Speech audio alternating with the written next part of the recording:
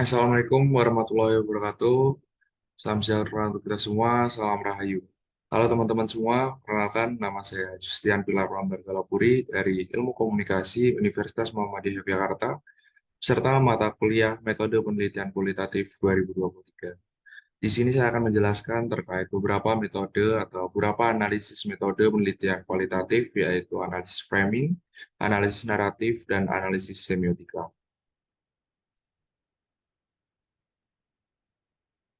Oke, kita langsung masuk kepada metode analisis yang pertama, yaitu analisis framing. Secara singkat, analisis ini dipahami sebagai sebuah bentuk yang menganggap bahwa komunikasi itu sebagai produksi mana, di mana melalui analisis kita memahami bahwa realitas sosial merupakan sebuah hasil produksi makna manusia termasuk wacana media. Jadi melalui analisis framing ini kita akan melihat melalui lebih banyak media-media yang ada, bagaimana sebuah media kemudian memframing ataupun mengotakkan ataupun memberikan sebuah pemahaman khusus terkait suatu hal tertentu. Analisis framing merupakan sebuah pendekatan dalam penelitian ilmu komunikasi yang berfokus pada cara media atau pesan yang kemudian dianggap sebagai persepsi, pemahaman, dan penilaian masyarakat terhadap suatu peristiwa. Melalui analisis framing, peneliti menganalisis bagaimana media menyusun pesan-pesan dan memilih dan menonjolkan aspek-aspek tertentu, mengabaikan aspek lain, dan memberikan pendekatan yang berbeda pada suatu isu. Pada intinya, di sini media memiliki peran yang sangat besar karena mereka lah yang memunculkan sebuah berita yang kemudian dikonsumsi oleh masyarakat. Ada beberapa aspek pemberitaan yang kemudian mempengaruhi bagaimana suatu berita itu dikonsumsi oleh publik. Yang pertama adalah ideologi, yaitu paham yang dianut oleh media. Seperti contohnya kita mengenal ada beberapa media, CNN yang tentunya memiliki kecenderungan tertentu. Kemudian di Indonesia pun ada beberapa media yang memiliki arah gerak yang cukup berbeda seperti Republika ataupun kemudian Kompas, seperti itu. Kemudian yang kedua adalah ekonomi. Di sini tentunya media juga mempertimbangkan pasar atau nilai jual dari sebuah berita. Apakah kemudian berita itu dapat dinikmati oleh masyarakat atau tidak, seperti itu. Kemudian yang ketiga adalah kepemilikan media. Perlu diketahui bahwa media sekarang ini banyak juga yang dimiliki oleh beberapa politisi besar yang kemudian media-media tersebut pada akhirnya memiliki kecenderungan tertentu pada satu isu atau pada satu ideologi yang dikembangkan dan dikelola. Kemudian yang keempat adalah rutinitas media atau rutinitas organisasi. Di sini ada beberapa hal yang mempengaruhi juga seperti halnya sumber berita, organisasi, kemudian khalayak. Bagaimana setiap harinya organisasi itu memproduksi berita, pastinya akan memiliki kecenderungan tertentu yang kemudian berpengaruh pada pesan apa yang nanti disampaikan atau framing apa yang nantinya dikemas oleh media tersebut dalam melihat suatu hal. Kemudian yang terakhir yang juga cukup penting di sini adalah personal atau wartawan itu sendiri. Bagaimana seorang jurnalis ataupun wartawan melihat sudut pandang sebuah isu, kemudian bagaimana cara mereka untuk memproduksi itu, mengemas itu dengan gaya tulisan mereka, dan juga disertai oleh gaya pemikiran mereka, bahwasanya dia pro, kontra, atau lain sebagainya. Gitu. Kemudian, salah satu contoh yang sedang marak akhir-akhir ini adalah framing tokoh politik menjelang pemilihan presiden 2024. Sekarang ini mungkin ada tiga tokoh yang cukup sering dibicarakan oleh masyarakat, yaitu ada Bapak Anies Baswedan, ada Pak Prabowo Subianto, dan juga ada Pak Ganjar Pranowo.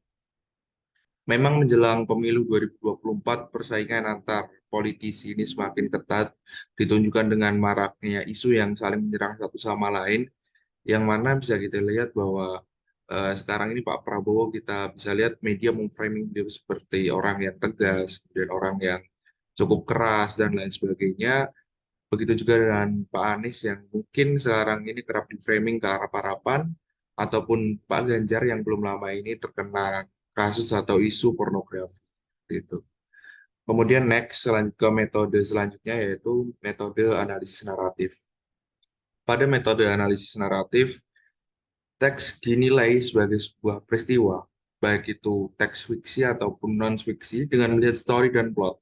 Artinya di sini sebuah narasi disimak dari awal sampai akhir secara utuh dan juga melihat bagaimana plot-plot itu ada atau alur cerita itu berjalan gitu.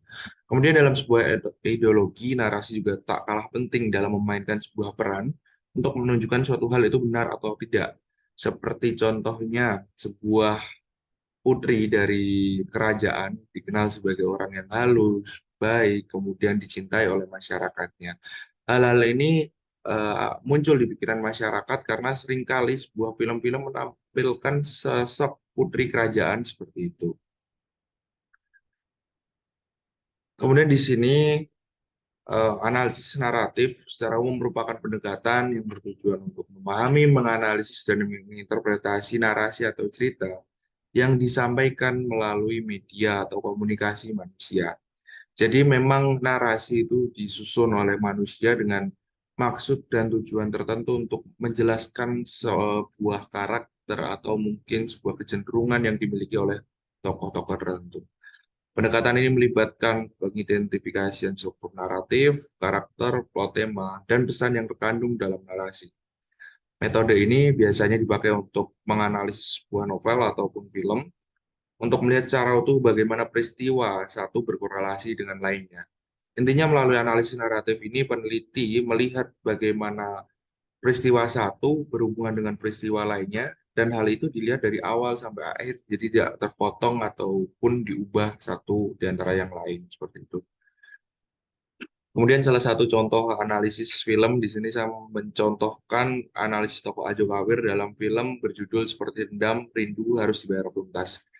Melalui film tersebut, Ajo Kawir kemudian dinarasikan sebagai lambang perjuangan ataupun untuk menebus masa lalunya dan mencari kebebasan dari dendam yang membelenggunya. Melalui perjalanan karakter, film ini menggambarkan pentingnya kasih sayang, pengampunan, dan harapan dalam mengatasi kegelapan dan ragu. Memang Ajo Kawir di sini memiliki peran yang cukup sentral di mana dia menjadi tokoh utama dan sering dikisahkan yang mulanya dia dikenal sebagai orang berandalan, hingga kemudian dia menunjukkan sisi baiknya, sisi kasihnya, dan sisi cinta terhadap persahabatan. Kemudian analisis yang terakhir adalah analisis semiotika. Mungkin pertanyaan di bawah ini akan menjawab bagaimana sebetulnya analisis semiotika akan dilakukan oleh sosok peneliti.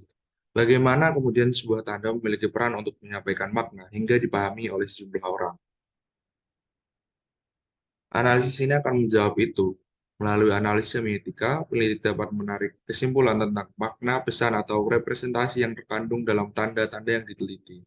Artinya di sini tanda-tanda yang dibuat memiliki sebuah makna yang kemudian ditafsirkan oleh khayal-layak, apa makna tanda tersebut dan apa kemudian yang perlu kita lakukan ketika kita melihat tanda tersebut. Kesimpulan ini dapat berhubungan dengan interpretasi simbolik, konvensi-konvensi komunikasi, atau pengaruh sosial dan budaya dalam proses komunikasi. Karena tidak memungkiri sebuah tanda di satu tempat tertentu akan berbeda dengan tanda di tempat lain. Kemudian analisis semiotika memungkinkan peneliti untuk menggali makna dan pesan yang tersembunyi dalam tanda-tanda komunikasi.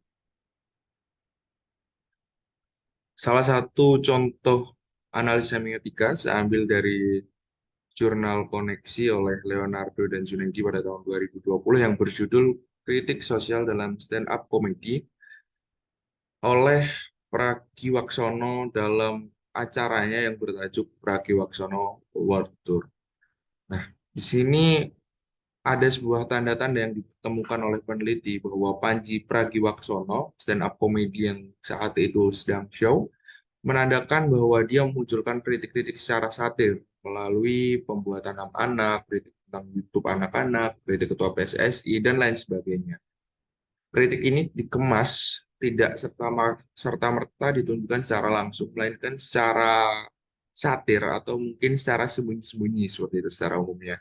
Karena Pragiwaksono tidak langsung untuk mengkritisi suatu itu dengan mungkin kata-kata yang kasar atau apa, tapi dia lebih suka untuk menyinggung satu hal itu gitu. Misalnya dengan eh, penggunaan media yang untuk anak-anak YouTube yang dibilang sangat informatif, edukatif, padahal kan nyatanya enggak seperti itu. Mungkin cukup singkat apa yang saya sampaikan terkait dengan analisis metode penelitian framing, naratif, dan semiotika. Kurang lebihnya mohon maaf. Terima kasih, sampai jumpa di lain kesempatan. Kang ini mau ngawur ya.